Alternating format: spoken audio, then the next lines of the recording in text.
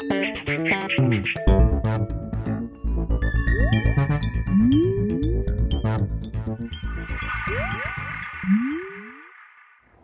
everyone and welcome to the Vortex, where lies and falsehoods are trapped and exposed. I'm Michael Voris, coming to you from Rome, St. Peter's Square, the beautiful colonnade of Bernini right behind me.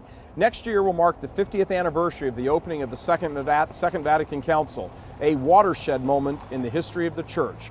Watershed for a number of reasons, and for those of us who were born within the year the Council began, we have some unique insights as Catholics who were born and grew up right alongside the Council.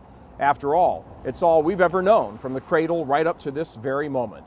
The Council and us came onto the scene in perhaps one of the most turbulent times in world history. Communism was on the ascent. Rumors of war in Southeast Asia were growing louder. The space race was moving into high gear. The Cold War was now a fixture.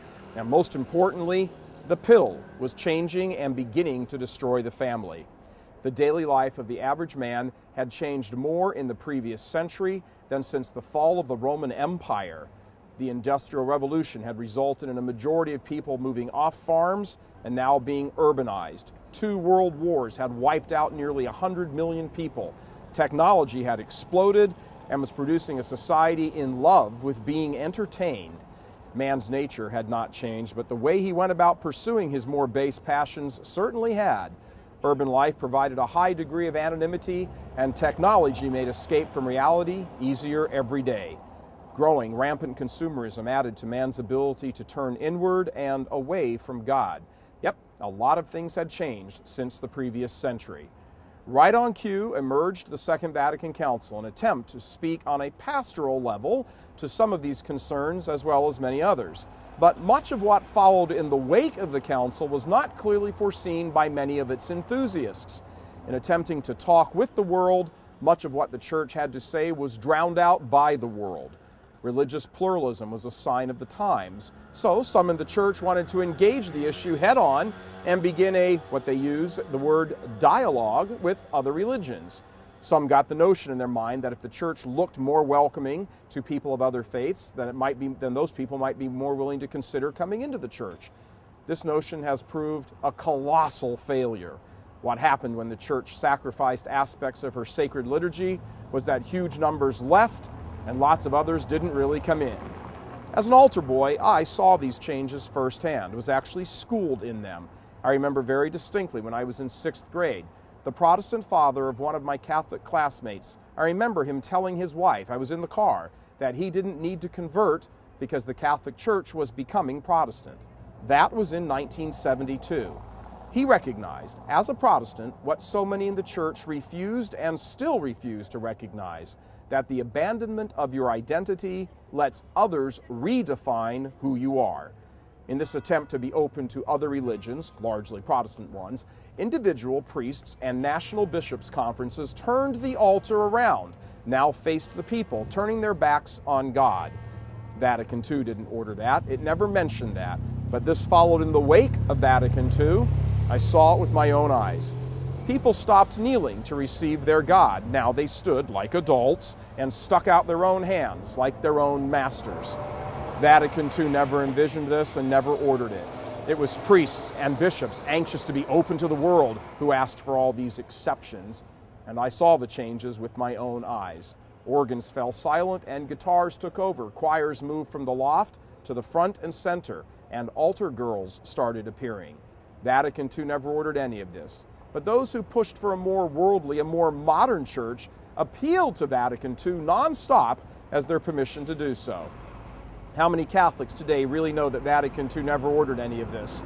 Altar girls, the killing of Latin in the Mass, the drowning out of Gregorian chant with bongo drums, the priest facing the people, Holy Communion in the hand, the blowing up of Catholic identity. Vatican II never ordered any of this. This is not the church that was envisioned, but it's the church that we now have. Pope Benedict, on the heels of Blessed Pope John Paul II, has set about to fix this, or at least try. In the first 2 years of his pontificate, he began a move to get rid of modernist music in the church, beginning with St. Peter's Basilica. Gregorian chant has been reinstituted as the primary form of singing by the new choir director of St. Peter's, Father Pierre Paul. He told the priests of St. Peter's, the Pope, of St. Peter's Basilica that there has to be a continuity with tradition in music and prayer. He's done all he can to allow the traditional Latin Mass to begin to flourish once again. Again, noting in strong terms that there must not be a rupture with tradition. If there has been a rupture with tradition, it has been what we see now in most parishes in the West and in most Episcopal conferences, a constant appeal to new innovations that bear almost no resemblance to the past. And in the 50 years since Vatican II and since I was born, this innovative new church has become the norm. An author recently compared the church to Sleeping Beauty, who, quote, "Despite the sins of her members, remains resplendent and immaculate because in herself she is never sinful. However, today it would seem that she is asleep, for the reason that during the last 5 decades, the errors and betrayals of her members appear to have plunged her into a profound sleep which resembles death," end quote. It's a fitting analogy. What has followed in the wake of Vatican II is a desire on the part of too many in the church to be popular instead of holy. And when you seek the congratulations and accolades of men, look out, because men not in search of holiness, which is the world succinctly defined, are like robbers and thieves among whom there is no honor. Too many leaders in the church, on all levels, from bishops to pastors to religious instructors to laity, have sought after the approval of men and not sought after God. And as a result, the church has been brought low. She is now daily ridiculed and has become the object of mass media mockery and even a legislative target of various world governments. Recently, the Pope was informed that the government of Ireland would prefer that he not visit that country. And that was after Ireland, Catholic Ireland, closed its embassy here. But God in His providence has allowed all this to happen. He has allowed Sleeping Beauty to fall victim to the poison so that Holy Prince Charming may wake her from her nightmare slumber. Our blessed Lord never abandoned His church, but He has allowed all this to happen perhaps so that we all might better appreciate the glory of the faith. As the years following Vatican II unfolded, those of us who were born within that year that the Council began watched many in the church cast their pearls before swine, and exactly what our blessed Lord said came true. Quote, "Give not that which is holy to dogs, neither cast ye your pearls before swine, lest perhaps they trample them under their feet, and turning upon you, they tear you." Who can deny that this is precisely what has happened in the years following Vatican II, that the faithful have been torn to pieces?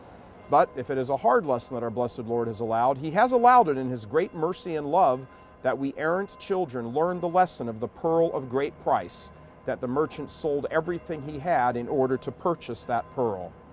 The time is quickly approaching when we will need to realize as a church that we possess pearls of great price and they must be claimed once again, and that we must become collectively a Holy Prince Charming and rouse Sleeping Beauty with the kiss of repentance. God love you. I'm Michael Voris.